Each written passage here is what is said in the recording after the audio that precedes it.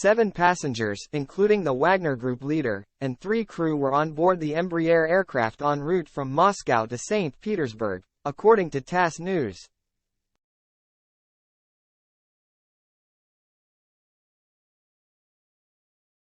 Furious Wagner have vowed to take revenge for Prigozhin death, insisting that the Kremlin will be taken.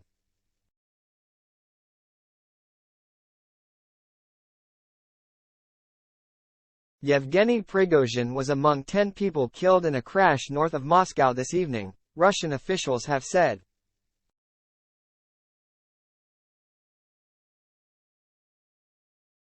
Prigozhin was among 7 passengers on board the Embraer aircraft en route from Moscow to St. Petersburg, with 3 crew also on board.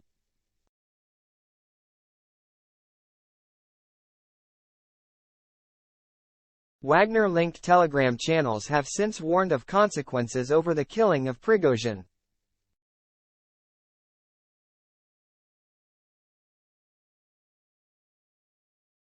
One says that the Kremlin will be taken. Unconfirmed media reports say the jet belonged to Prigozhin, who founded the Wagner private military company.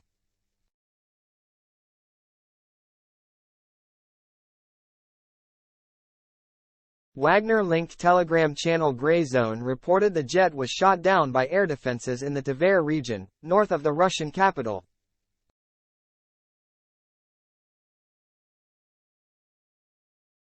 TASS reported that the aircraft had been in the air for less than an hour, they said in a statement tonight. The head of the Wagner Group, hero of Russia, a true patriot of his motherland, Yevgeny Viktorovich Prigozhin, died as a result of the actions of traitors to Russia.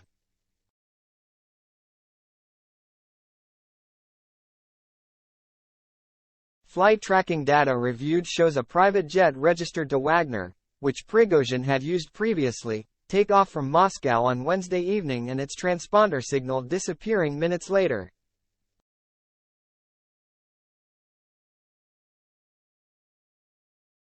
The signal was lost in a rural region where there are no nearby airfields where the jet could have landed safely.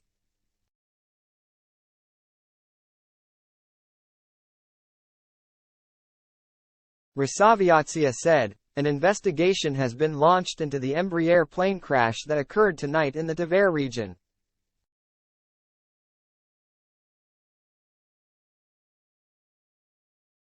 According to the passenger list, among them is the name and surname of Yevgeny Prigozhin.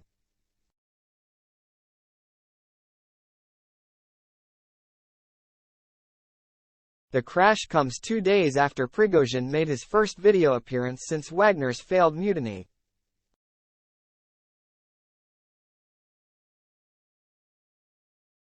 That mutiny began on June 23, exactly 2 months to the day of the crash. In a short clip, Prigozhin claims Wagner is making Africa more free, fighting Islamist militants and searching for natural resources.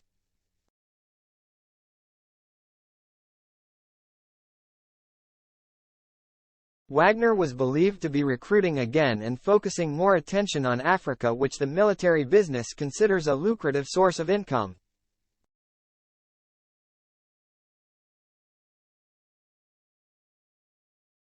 The Kremlin had said after the failed mutiny that Prigozhin would be exiled to Belarus, and his fighters would either retire, follow him there, or join the Russian military.